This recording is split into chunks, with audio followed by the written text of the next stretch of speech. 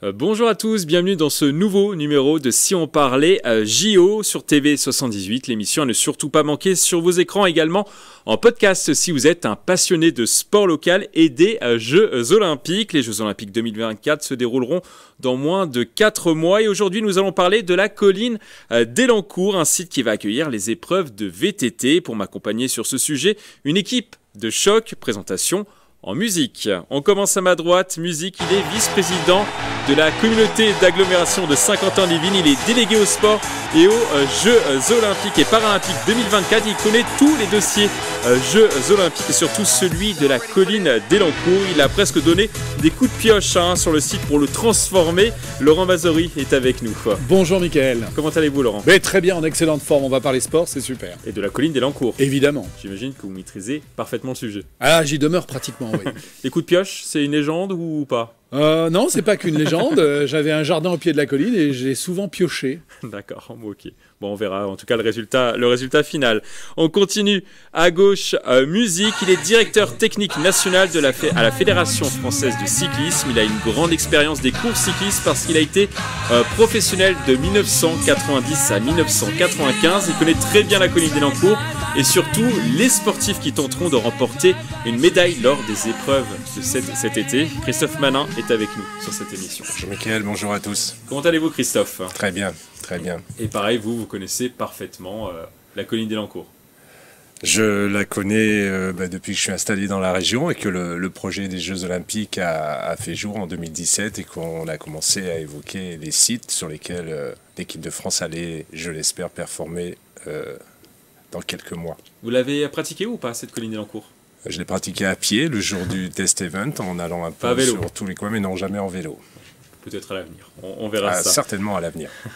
On termine de l'autre côté, musique, c'est notre dernier invité, il a 53 ans, il est cycliste depuis l'âge de 14 ans, il est membre du VCE Sky Team Bousser depuis une vingtaine d'années, vous l'aurez compris, il adore le cyclisme et surtout, il connaît très bien la colline d'Elancourt car il l'a pratiquée plusieurs fois. Laurent Pancy qui est avec nous sur cette émission. Comment allez-vous Laurent? Impeccable, tout va bien, on va pouvoir parler de la passion.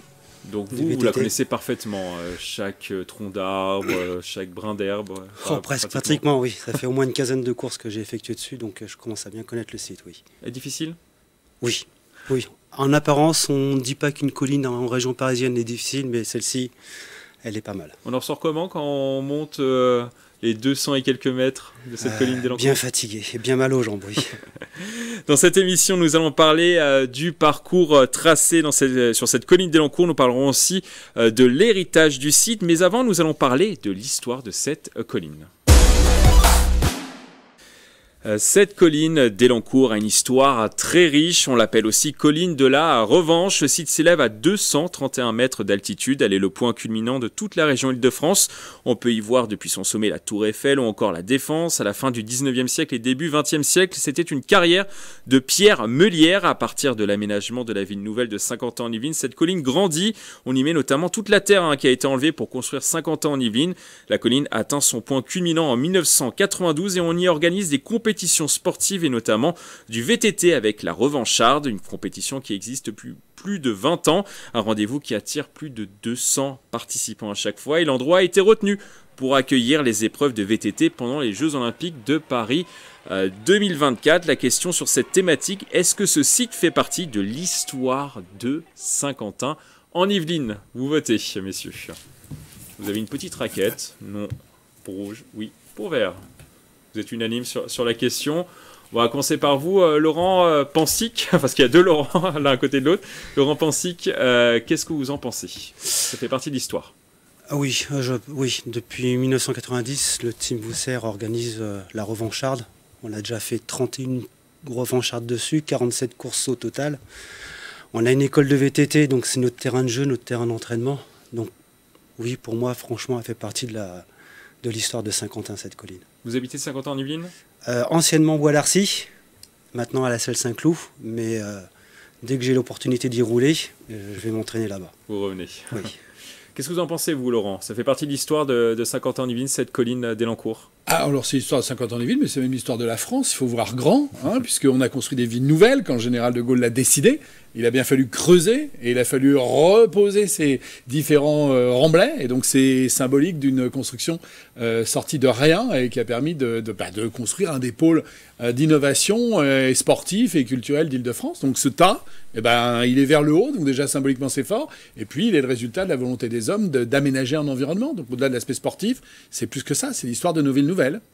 Christophe Malin, vous aussi vous avez répondu oui. Pourquoi ? Alors, parce que depuis quelques années, nous savons que les Jeux Olympiques vont se dérouler, l'épreuve de VTT va se dérouler sur cette colline. Donc ça devient, un site olympique, il n'y en a pas beaucoup dans le monde. Et donc là, ça va devenir un site olympique et ça va rentrer dans l'histoire. Enfin, c'est dans l'histoire maintenant parce que c'est au programme des Jeux Olympiques, mais c'est surtout les émotions qui vont se créer sur cette colline au mois d'août 2024 qui vont faire qu'il va y avoir une histoire attachée à cette colline. Encore plus d'histoire selon vous. Oui, au-delà de l'histoire de la construction de Saint-Quentin-en-Yvelines. Et comment était perçue cette colline d'Élancourt avant ces Jeux Olympiques? Toute son histoire, on l'a vu, est très, très grande.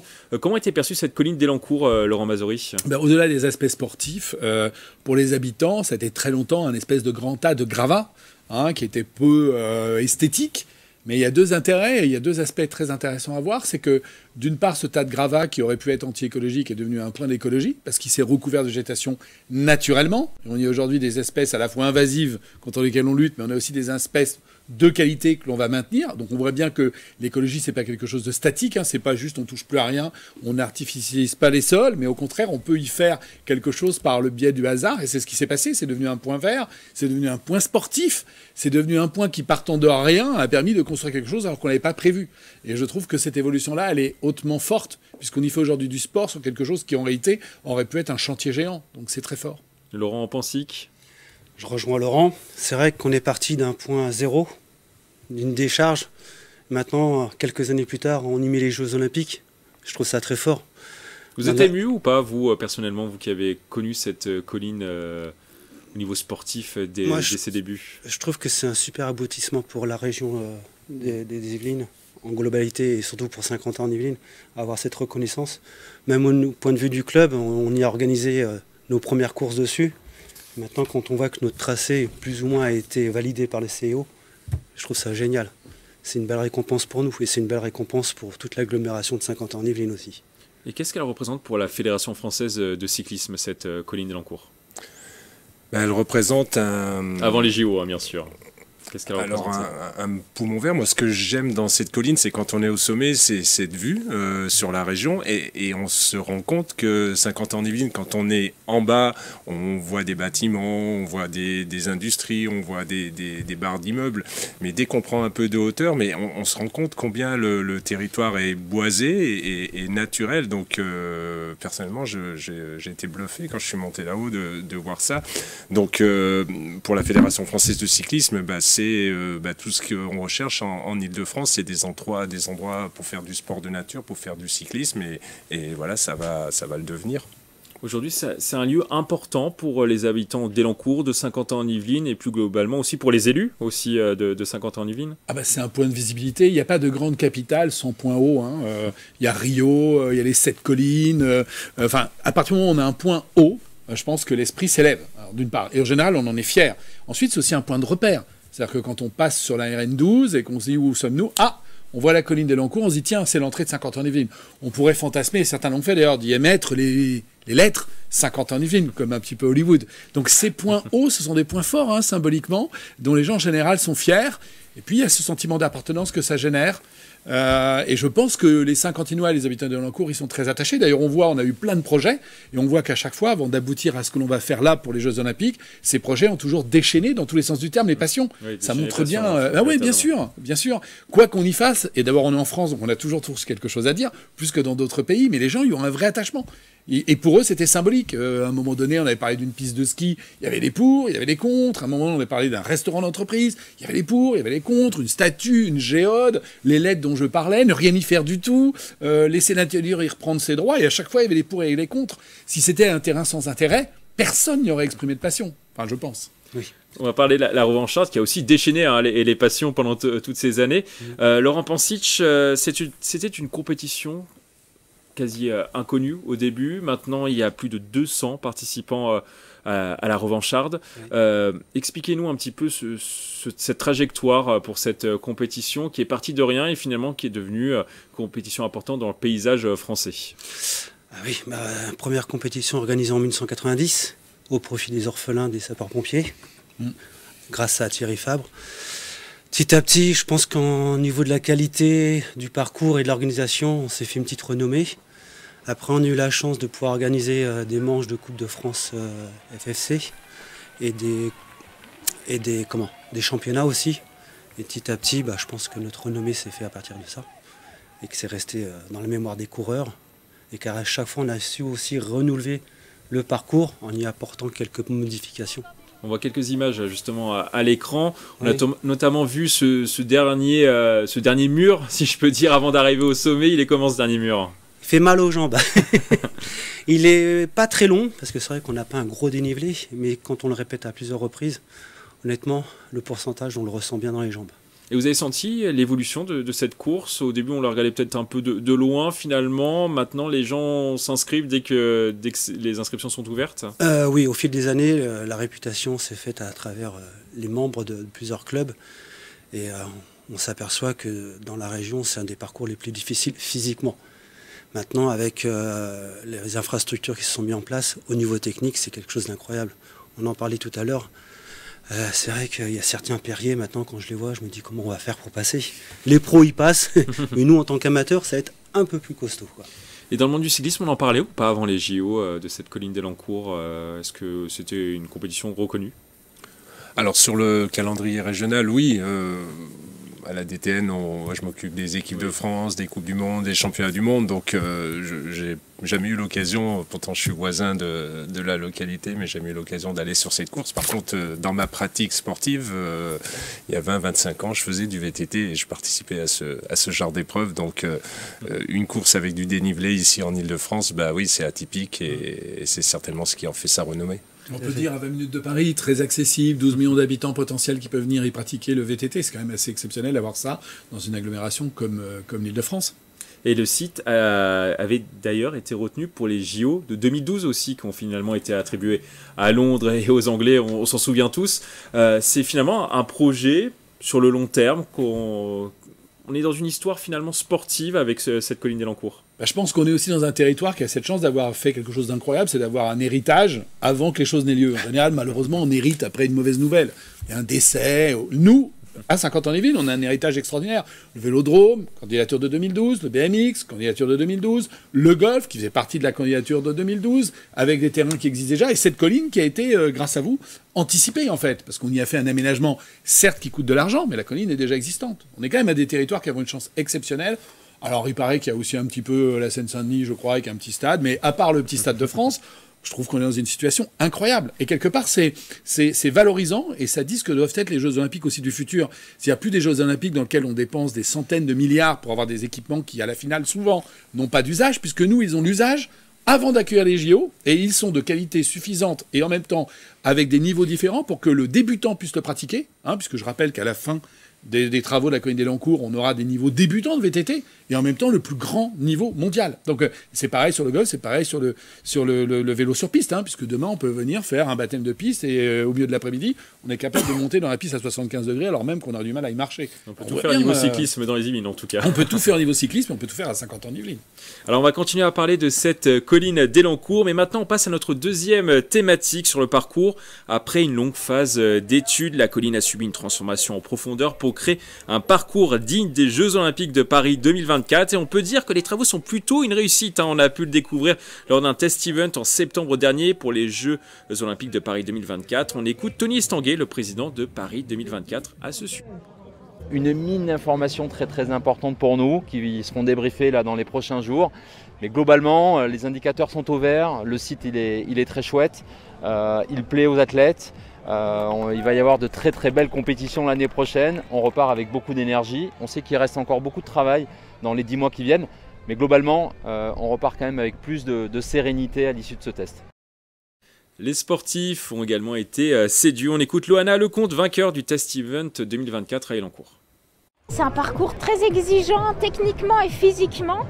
n'y a pas de grosses parties, grosses montées longues, très physiques ou des gros trucs techniques qui font vraiment se poser des questions, mais le tout fait que ça reste hyper exigeant, du vrai VTT moderne en fait, et ouais, c'est top, et ouais, j'adore ces changements de rythme, et voilà, ça me correspond plutôt bien. La question sur cette thématique, ce parcours est-il difficile? Alors vous ne l'avez pas tous pratiqué, qu'est-ce que vous en pensez d'après ce que vous avez vu? Vous votez, oui ou non? Tous oui, on est tous d'accord. Je pensais que vous alliez dire non pour vous, Laurent Pancy, que vous n'allez pas dire que c'était difficile, parce que vous êtes habitué, vous. Ah non, il est quand même difficile. À première vue, quand on voit le parcours, on voit que le revêtement est un peu roulant. Mais il faut savoir que plus les courses sont roulantes, plus elles sont difficiles, parce qu'on n'a pas de temps de récupération. Et là, sur la colline de la Revancharde, c'est un condensé de montée et de descente. Donc il n'y a pratiquement aucune phase de récupération. Et les pierriers et tout ce qui est passage technique sont quand même globalement assez difficiles. Donc pour moi, c'est un parcours extrêmement difficile. Peut-être pas sur un tour, mais sur 5-6 tours, je pense que les organismes vont bien être mis à l'épreuve. Vous arrivez quand même à reconnaître le parcours de la Revancharde ou pas? Juste avant, oui, on arrivait à le pratiquer. Maintenant, il est fermé pour les causes de travaux. Mais d'après ce que j'en ai vu sur le test event, il est quand même très bien. Laurent Mazori, alors vous n'êtes pas monté en haut de la colline sur ce test event à vélo, hein, bien Pas en sûr, vélo, pas non, à vélo.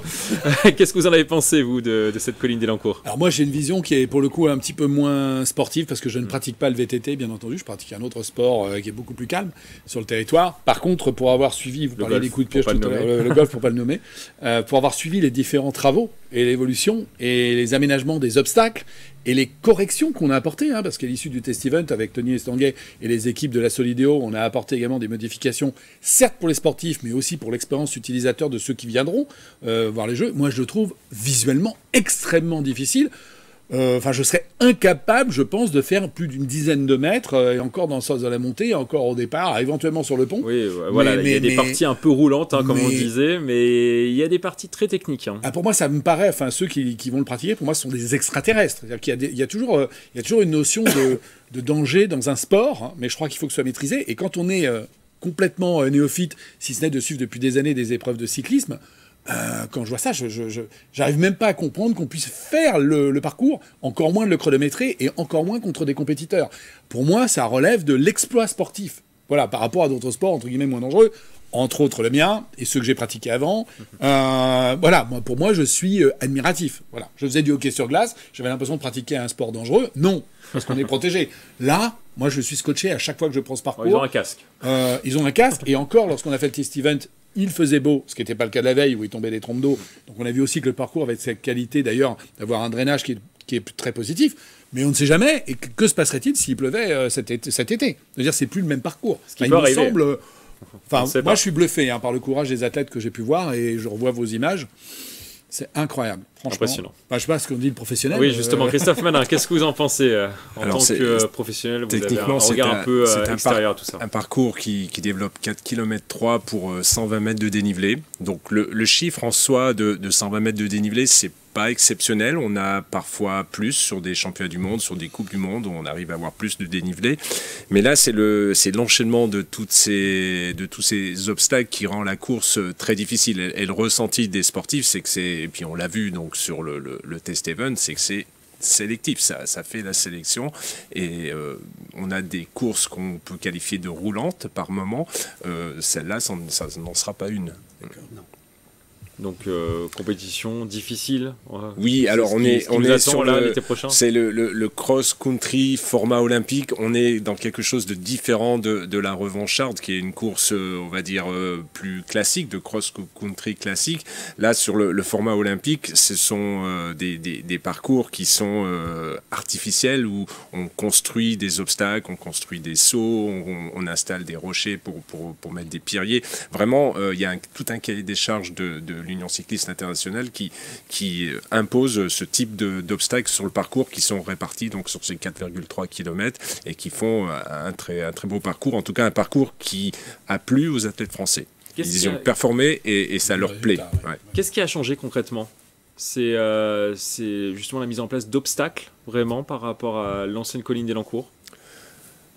On va dire l'ancienne colline d'Elancourt, c'est le parcours de la course régionale et le parcours olympique, c'est ce que la Solideo a amené, toute cette artificialisation, ces blocs de rochers, ces troncs d'arbres en travers, et puis ce parcours qui va chercher le dénivelé, parce qu'il y a du dénivelé entre le bas et le haut, mais là ils vont pas se contenter de monter au sommet, ils vont pas arrêter de monter, descendre, monter, descendre. Les troncs. C'est le gros pierrier celui-là. Oui. C'est celui qui fait vraiment peur. Assez facilement apparemment de leur côté. On voit que ça a été que c'est artificiel, mais c'est paysager, c'est joli, ça a été fait et là on était sur le test event où tous les abords paysagers n'étaient pas terminés. Et je pense que cet été ça sera magnifique. Oui. Travail titanesque, Laurent Mazori, cette colline d'Elancourt. Alors titanesque dans sa première phase, mais moi je peux pas gommer aussi la deuxième phase. Je rappelle que là on est dans la phase 1. La phase 2, ça sera la phase de réaménagement des autres pistes qui couvriront les autres niveaux du VTT pour qu'elle soit accessible pour tous, avec ce système bleu, jaune, rouge, vert, noir, etc. Là, on va voir la noire en réalité. Et puis le côté ouverture aux familles, puisque je rappelle qu'à l'issue des JO, une fois qu'on aura fait ces travaux pendant pratiquement 8 mois suivants, on l'ouvrira à la population et l'aspect paysager auquel vous faisiez référence sera d'autant plus visible que pourront coexister, c'est quand même assez rare, puisque dans certains endroits, c'est parfois polémique, des VTTistes avec des promeneurs. Et donc ça, je trouve que c'est l'enjeu majeur de l'opération. C'est à la fois ce niveau international, très très haut niveau, ces différents niveaux pour la pratique au quotidien du VTT et l'ouverture aux promeneurs. Et là, on reprendra la notion esthétique, d'intégration paysagère, d'écologie qui a été respectée, qui me semblera tout à fait emblématique et révélateur de ce que Paris 2024, la Solideo étant le bras armé de Paris 2024, j'en suis administrateur, donc je peux en parler en connaissance de cause, a voulu faire. C'est-à-dire, encore une fois, des Jeux Olympiques utiles, écologiques. J'aime pas ce mot inclusif parce qu'il est complètement galvaudé, mais inclusif pour que, y compris ceux qui ne soient pas sportifs, puissent en profiter. Ça, je trouve que c'est juste un pari extraordinairement réussi sur un site, encore une fois, qui n'est qu'un tas de gravats. Laurent Pensic, est-ce qu'on vous a un peu sollicité, vous, les acteurs de cette revancharde, pour créer ce parcours? Est-ce qu'ils vous ont questionné, pris peut-être vos ressentis sur cette colline d'Elancourt? Alors nous, le CICO nous a demandé nos parcours, que Thierry a donc envoyé. Thierry Fabre, oui. Et à partir de notre parcours, enfin même plusieurs parcours qu'on avait mis en place, je pense qu'après ils ont su tirer un meilleur tracé que nous, avec beaucoup plus d'obstacles artificiels. Et je pense que c'est une très belle réussite et j'espère que ça va perdurer après. La FFC, vous avez été consulté, vous aussi, de votre côté Oui, alors, bien sûr, il faut savoir que c'est donc un architecte sud-africain donc, qui a dessiné... vraiment l'architecte qui a pensé le parcours. Après, il y a eu plein d'acteurs français qui sont venus intervenir, mais on a été à un moment associé, informé des travaux, mais on est dans le cadre d'une épreuve internationale des Jeux Olympiques où il ne doit pas y avoir c'est pas la FFC qui a fait le parcours totalement, pas du tout d'ailleurs. C'est vraiment cet architecte sud-africain qui a dessiné le parcours et des équipes qui ont travaillé dans le secret parce que le parcours on l'a découvert au moment des JO et les athlètes français comme les athlètes des autres pays pourront à nouveau rouler dessus sur des training days qui sont prévus au mois de mai. Donc c'est très très régulé tout ça. Laurent Mazori, il y aura combien de personnes sur le site pendant les Jeux Olympiques? Alors entre 15 et 17 000, voilà ce que l'on attend. Répartis sur les 2 jours ou par jour, j'espère qu'on les aura par jour. À ce jour, on est quasiment à 100%. La billetterie a été intégralement commercialisée. Ce n'est pas le cas sur le golf, j'en profite pour le dire. Si vous nous regardez, qu'il reste des places, entre autres, pour les épreuves féminines. Donc il ne faut pas hésiter à... Golf féminin. Voilà. Il faut absolument continuer à vous inscrire parce que c'est extraordinaire. Je rappelle quand même qu'on est dans le top mondial en matière de golf féminin. Donc il faut aussi en profiter. Il n'y a pas que le vélo. Et pour le coup, on a vu le résultat des athlètes. Mais bien sûr, et on a vu le résultat d'ailleurs des athlètes françaises sur ce test event en matière de vélo. Donc c'est plutôt annonciateur de très bonnes choses. Et puis on a quasiment fini de mettre la dernière touche à tout ce qui touche à la sécurité. Parce que la sécurité des utilisateurs, des athlètes, des délégations, mais surtout et avant tout des spectateurs qui seront présents, elle est essentielle. Et c'est un vrai travail aussi. Il faut bien comprendre que c'est un endroit qui est très vert, mais il est en réalité en cœur de ville. Il est au cœur de Saint-Quentin, il est au cœur d'Elancourt. Il y a des habitations tout autour, ça se voit pas sur ces images, ce qui montre le côté écologiquement positif, mais il faut aussi penser bien sûr aux habitants qui n'auront pas de place, comment ils rentrent, comment ils sortent, en toute sécurité. La gestion des flux, c'est fondamental sur les épreuves des Jeux Olympiques, alors c'est particulièrement sensible à Paris, mais ça l'est aussi à Saint-Quentin-les-Yvelines et c'était pris en compte, je pense, de manière assez favorable. C'était un petit peu le petit hic, si on peut dire, sur ce test event. Bon, c'était pas totalement terminé, c'était un test event justement. La gestion des flux du public, ça va être résolu du coup pour. Alors, en même temps, c'est pas tout à fait comparable, parce que sur le test event, on avait 5000 places. Ça, il y avait pas tout à fait le même nombre là, de personnes. on fait 3 fois plus, donc c'est pas la même chose. En plus, on a intégré, là c'est Paris 2024 avec la préfecture de police de Paris, puisque je rappelle que c'est la préfecture de police de Paris qui est de responsabilité de l'ensemble de la sécurité en collaboration avec les Yvelines, mais c'est elle qui pilote. On a intégré aussi les nouvelles contraintes et les nouveaux risques, il ne vous aura pas échappé qu'on a monté en termes de Vigipirate encore d'1 degré, puisqu'on est au degré maximal. Tout ça a été intégré, je pense que c'est plutôt satisfaisant. La sélection des différentes passes et accès sont en cours de traitement. Ça sera vraiment ouvert à partir du 15 avril. Bon, je pense qu'on n'est pas dans les épreuves les plus soumises à risque, mais encore que aujourd'hui, hein, vous allez faire vos courses dans un supermarché à Rodez, il peut vous arriver quelque chose. Voilà, c'est bien le problème du terrorisme. Donc je pense qu'il faut qu'on s'en fasse abstraction. Je pense qu'il faut laisser venir les Jeux Olympiques chez nous. Il faut être heureux de les accueillir sur la colline d'Elancourt, comme au Vélodrome National, comme au BMX, comme au golf. Voilà. Et puis ça se passera très très bien. C'est un moment de fête, c'est un moment de fraternité sur un site exceptionnel. Et il n'y a pas plus beau sport que le vélo pour le pratiquer en pleine nature et être, je le dis encore une fois, au cœur de l'inclusion de toutes nos populations. On passe maintenant à notre troisième thématique, notre page débat. Pendant le test event du mois de septembre dernier, les Français avaient brillé. Victor Koretsky avait gagné chez les garçons et chez les filles. On a eu 2 médailles. Loana Lecomte a terminé première et Pauline Ferrand-Prévôt a terminé 3e. C'était une très belle journée pour le cyclisme tricolore. Mais est-ce qu'ils vont réussir à faire de même les 28 et 29 juillet prochains? La question sur cette thématique, est-ce qu'on va remporter des médailles en VTT lors des Jeux? Vous votez, oui ou non? Oui, pour vous, Christophe Manin, on attendait particulièrement votre réponse. Oui, pour vous aussi, Laurent Pansic. Oui. Et oui, pour vous, Laurent Mazory. Chauvin. Chauvin est réaliste. Non, tout à fait réaliste. Oui. Ouais, voilà. Franchement, oui. Réaliste. Franchement. Vous êtes tous réalistes. Oui, Chauvin est réaliste. Tout à fait. Réaliste. Alors, Christophe Manin, expliquez-nous pourquoi vous avez répondu oui et qui va remporter les médailles, du coup. Alors, si vous le savez, je ne le sais pas. Des Français, je le souhaite. Chez les filles, puisque voilà, elles sont très très bien classées au ranking mondial, mais chez les garçons aussi.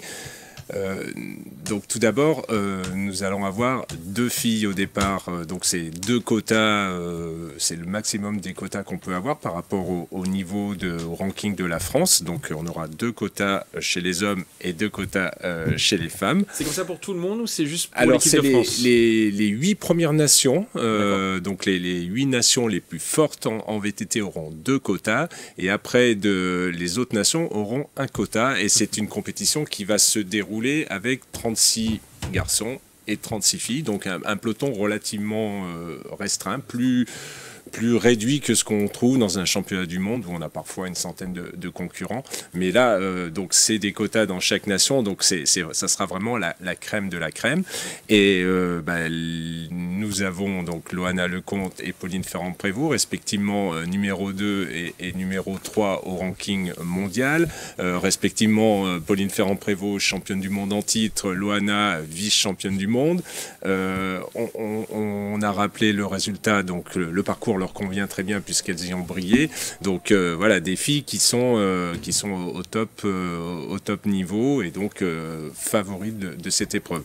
Chez les garçons, la concurrence étrangère est un peu plus forte avec les Suisses, mais et puis le tenant du titre, l'anglais Peacock et puis Van Der Poel s'y participent, mais nos Français sont parmi les favoris, et notamment Victor Koretsky qui a gagné le test event, qui était 4e du championnat du monde. Donc vraiment, il y a des vraies chances de médailles chez les hommes et chez les femmes. Et chez les garçons, on a déjà une hiérarchie qui est établie ou pas? Est-ce qu'on a déjà les 2 noms? Alors déjà, on n'a pas les. Je vous parle de normalement, Loana pour les filles, ça devrait être ça, mais pour chez les garçons, à votre avis? Officiellement, les sélections ne sont pas faites. Donc là, nous sommes dans la phase d'attribution des quotas qui va aller jusqu'au 26 mai. Donc chaque nation essaye de briller sur les événements internationaux pour avoir le plus de points et pour obtenir ses quotas. Nous, nous, on sait qu'on sera dans le top 8. On peut s'arrêter de rouler aujourd'hui. On sera toujours dans le top 8. Donc nos 2 quotas, on les aura, mais ils nous seront certifiés au mois de mai. Et après, on entre dans la phase de sélection nominative. Chez les filles, il n'y a pas vraiment de suspense. Donc c'est ces 2 filles-là, sauf blessure. Mais il y a d'autres Françaises derrière. Mais voilà, ce sont les 2 filles qui sont les numéro 1, numéro 2 françaises et puis presque numéro 1, numéro 2 mondial. Chez les garçons, c'est un peu plus discuté. Victor Koretsky tient la corde par ses résultats sur des championnats du monde. Il est vainqueur de Coupe du Monde. Mais derrière, il y a Joshua Dubo, Jordan Sarrou, Adrien Boichy. Voilà, il y a plein de coureurs pour venir chercher le 2e quota, des garçons. Donc, sélection début juin. Voilà, annoncé autour du 4 juin. Et vous êtes très optimiste. Oui, bien sûr. Laurent Pensic, qu'est-ce que vous en pensez, vous? Du coup, on va remporter des médailles, vous l'avez dit. Oui, sans aucun doute. Maintenant, quelle place sur le podium, je ne sais pas. Mais on a d'excellentes... Ça s'était pas très bien passé à Tokyo, justement. On n'avait pas remporté de médailles. On va rebondir à Paris, si je peux dire. Oui. Et puis, on a des athlètes qui savent très bien se préparer pour un objectif. Quand je vois Pauline Ferrand-Prévot qui arrive à vraiment à se focaliser sur un objectif, je pense qu'elle a à cœur de briller à Elancourt. Je pense que ce sera sa dernière participation aux Jeux Olympiques. Donc je pense que ce sera le point d'orgue de sa carrière. Et au niveau des hommes, on a un beau trio aussi de Français qui peuvent très bien atteindre un podium. Donc pour moi, il n'y a aucun doute. Il y a au moins 2 médailles. 2 médailles, une chez les filles, une chez les garçons, ou vous mélangez un peu tout? 2 chez les filles et au minimum 1 chez les hommes. Bon, c'est enregistré, Laurent Pensic. Pas de problème. Ici, on fait ça dans tous les sports et puis on s'en va. Oui, on signe tout de suite. Non, mais je suis d'accord avec ce qui vient d'être dit. On a créé un écrin pour, pas que dans ce sport, mais pour faire briller nos athlètes en France. Donc, s'il y a un endroit où tous les signaux sont au vert, c'est bien celui-là. Puis j'espère entendre les mêmes nouvelles pour la piste. Parce que moi, ma plus grande déception, c'est la piste. En fait, la dernière fois, je suis déçu, donc j'espère qu'on va y revenir. Voilà. Au niveau de Pauline Ferrand-Prévot, on va en reparler. Généralement, elle cartonne, si on peut dire, sur toutes les compétitions internationales. Elle a eu de multiples titres de championne du monde. Par contre, au niveau des JO, ça coince un petit peu. Un PFP a terminé 26e à Londres en 2012, abandon à Rio en 2016 et 10e à Tokyo. Qu'est-ce qui fait, selon vous, que ça pêche peut-être sur les JO, et est-ce qu'elle peut corriger le tir, si je peux dire? Alors elle gagne en maturité, ce sera ses 4e JO. À Tokyo, c'est vrai que les filles françaises arrivaient aussi avec un peu, aussi pas un sentiment de supériorité, mais elles étaient 1e et 2e mondiale. La course... tout le monde disait qu'elles avaient gagné. Oui, voilà. Mais aussi, on apprend de nos erreurs. Je pense qu'il faut faire attention aussi avec la pression et de prédestiner des athlètes à des résultats. Une chose est sûre, c'est que ce sont des athlètes qui commencent la saison en bonne santé, parce que Pauline Ferrand-Prévot a aussi une carrière qui a été un peu rythmée par des problèmes de santé, donc un peu des hauts et des bas. Les deux, tous nos athlètes français sont en forme. Ils commencent la saison, ils ont déjà eu des bons résultats. Il y a au niveau de la sélection... Pauline et Loana n'ont pas d'inquiétude pour leur place, donc elles vont pas, contrairement aux Suisses par exemple, elles vont pas se tirer la bourre entre elles pour être aux Jeux Olympiques. Elles peuvent dès aujourd'hui se préparer pour être en forme le jour J, alors que dans d'autres nations, et ça nous arrive dans certaines disciplines, quand il y a trop de...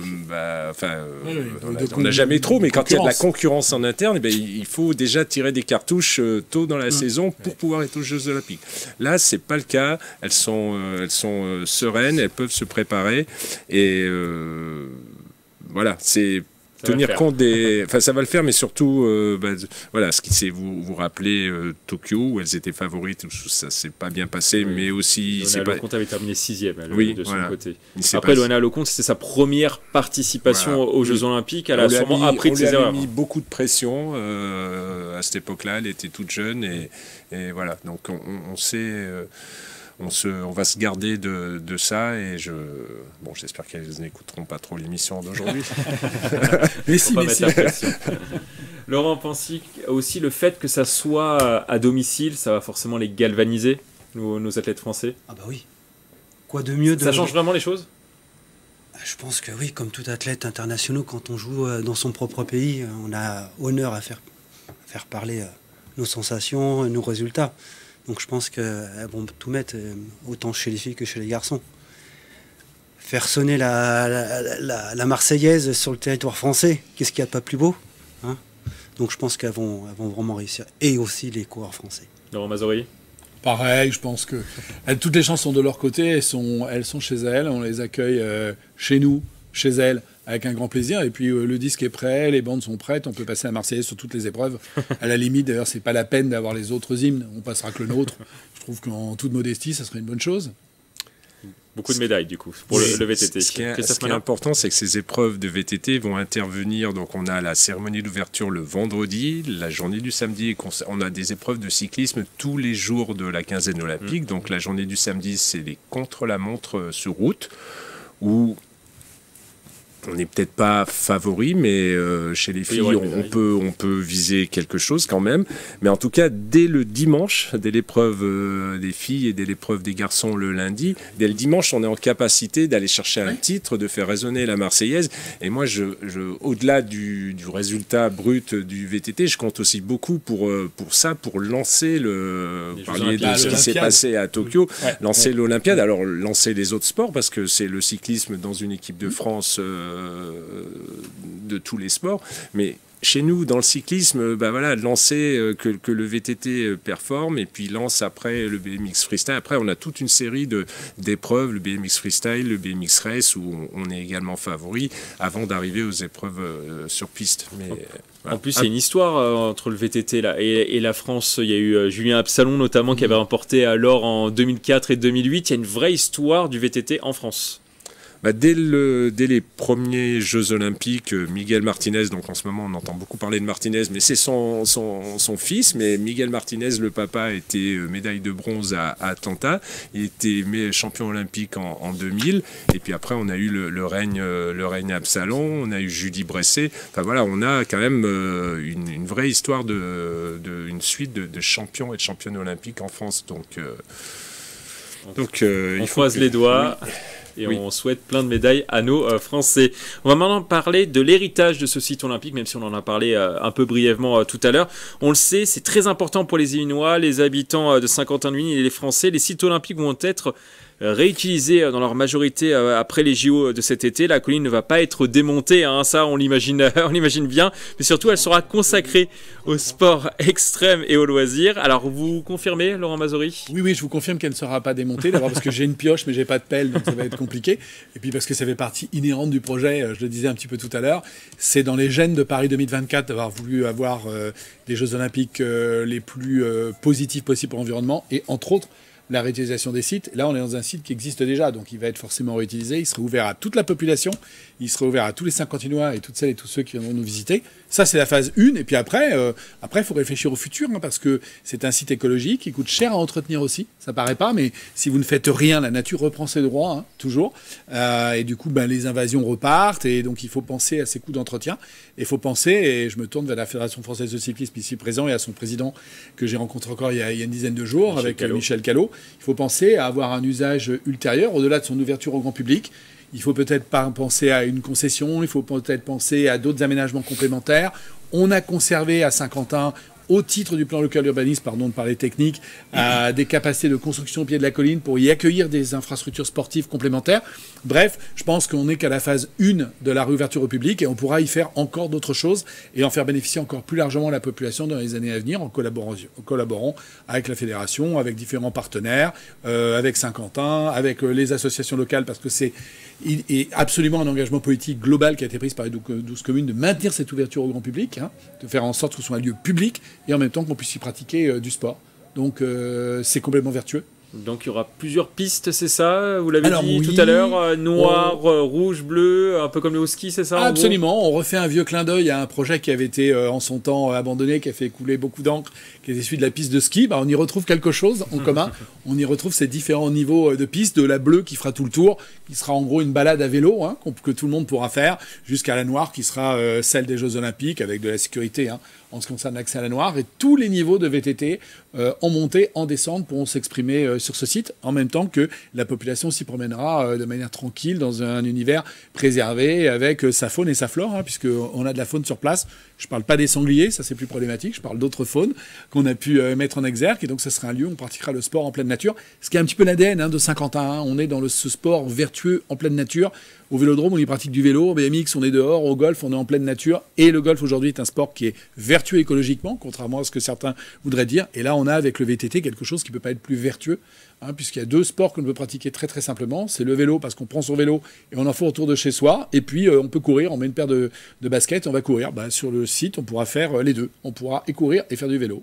La question sur cette thématique, est-ce que c'est l'un des plus beaux héritages post-JO, finalement, cette colline d'Élancourt? Vous votez.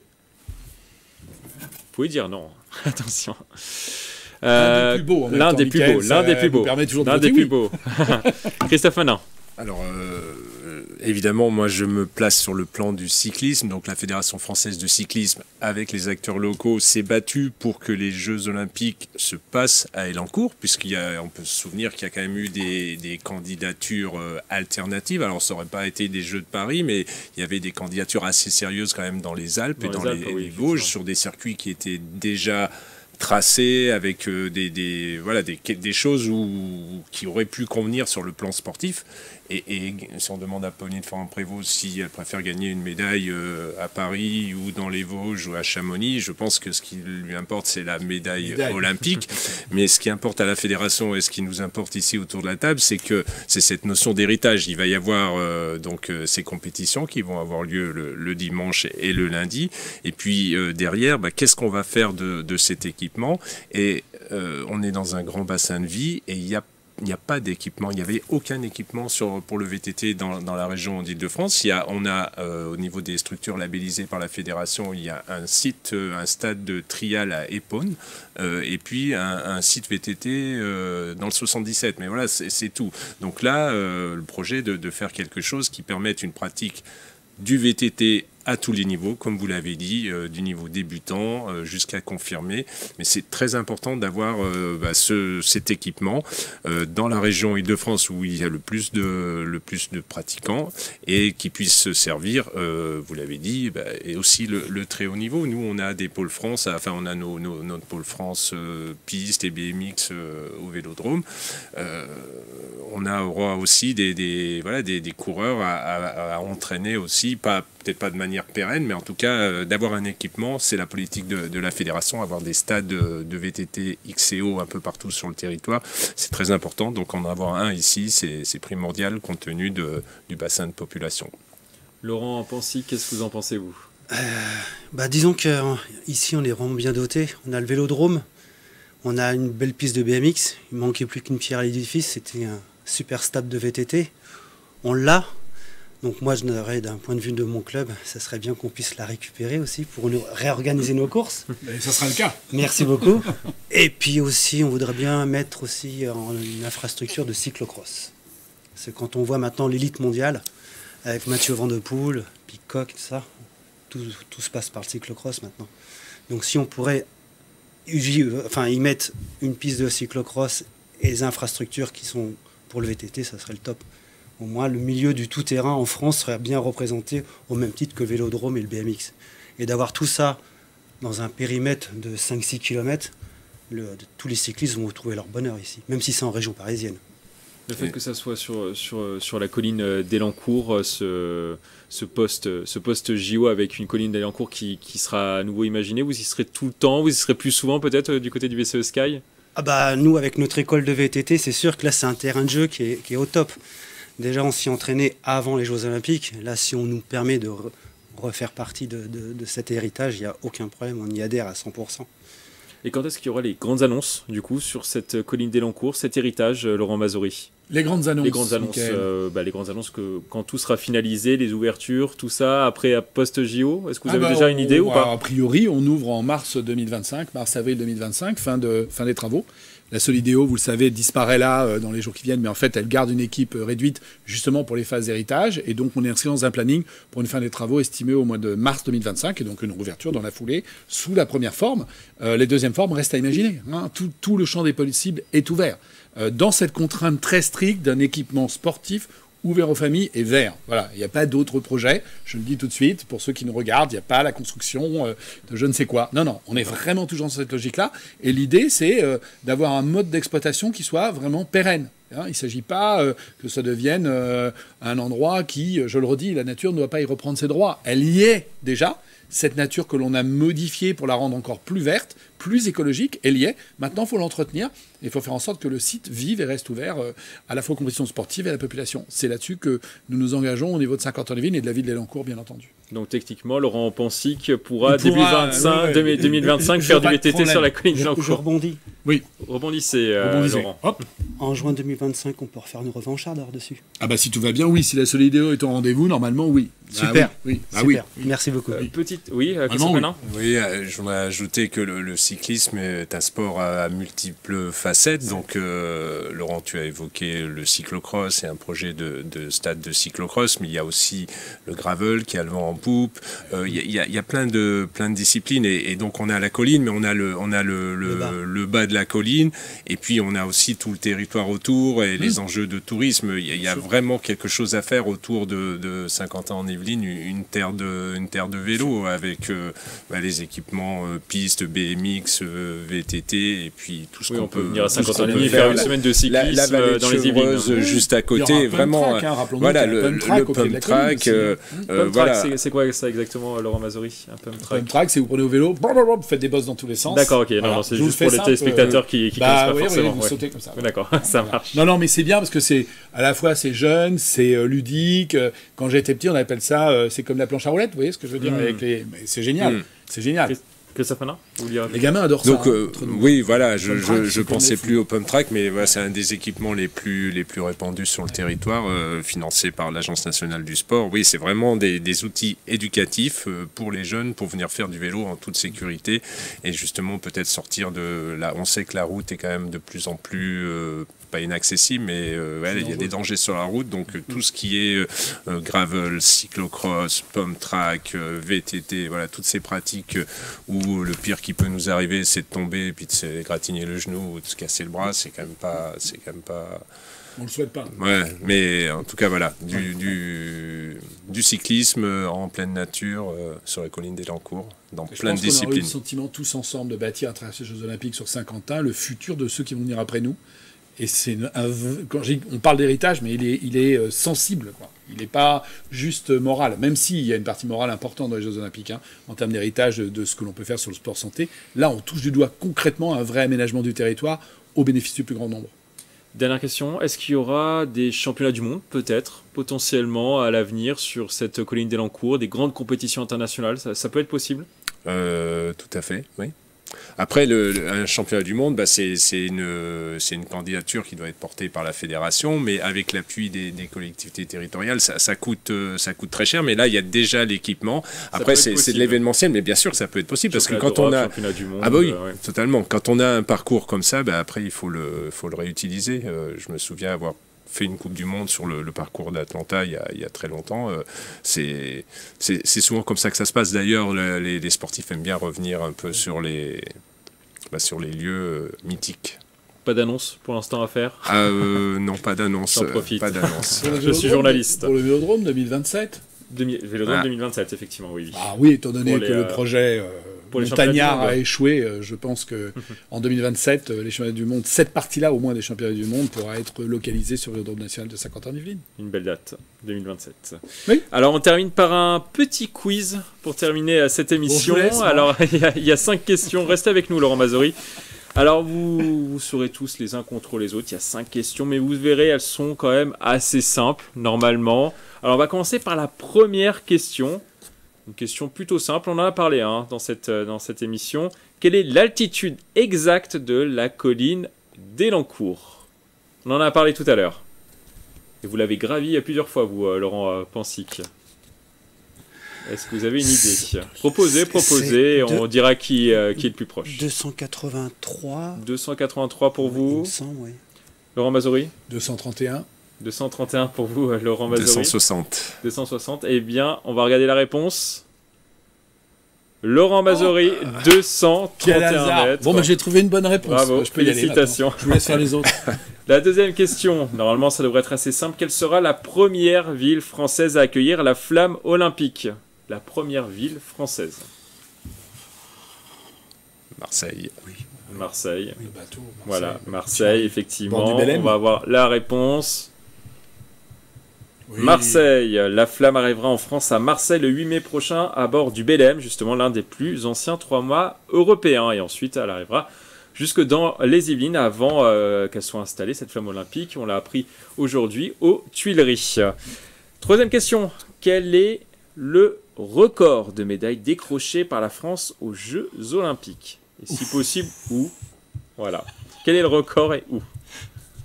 On exclut les premiers Jeux Olympiques. L'ère moderne, Voilà, l'ère oui. moderne, effectivement. Et les premiers Jeux Olympiques, on les exclut de ceux de 1900 parce qu'il n'y avait pas forcément tant de nations. On va dire les derniers Jeux Olympiques. Alors ça, 80. Proposez. C'est beaucoup, non 50. Christophe Entre Manin. 50 et Ne 60. chuchotez pas, dites-le je dirais entre- plus fort. Allez, une Oui. petite soixantaine. 60, oui, Une petite on va soixantaine. Soixantaine pour Ouais. vous. Qui Laurent dit mieux? Mazori. Bon, 45. 45. Et 60 aussi. 60. On va regarder la réponse. 130. C'était 43 médailles à Bingo. Pékin 2008. Ah, je Bravo suis Laurent content. Mazori, Non, mais vous êtes merci, bien hein, sur je ce vais- quiz. Vous En êtes vous très quittant, très je bien. vais aller faire à l'auto. La France a gagné 7 médailles d'or, 16 en argent et 20 en bronze.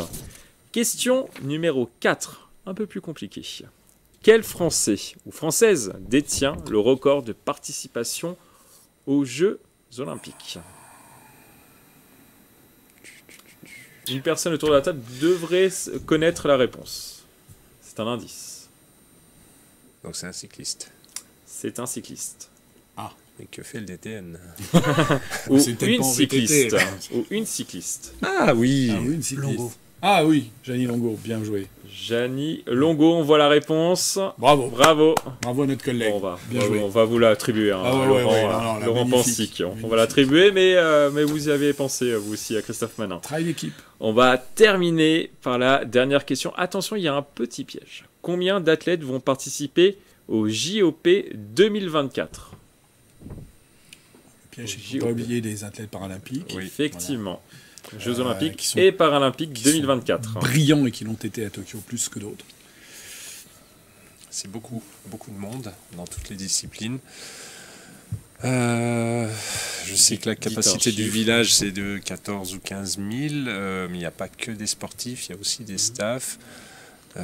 En sachant qu'il y a les athlètes olympiques et après les paralympiques arrivent après, forcément. Ça ne sera pas sur la même période. 9 000 9 000 pour vous. J'allais dire 10 000. 10 000 pour vous, Laurent Pansic, C'est- Laurent Mazori. Ça, 11 Ouais, 272. Oui, et c'est encore lui qui 11 va gagner. 272. Ça va être le plus proche. Alors on va regarder la réponse.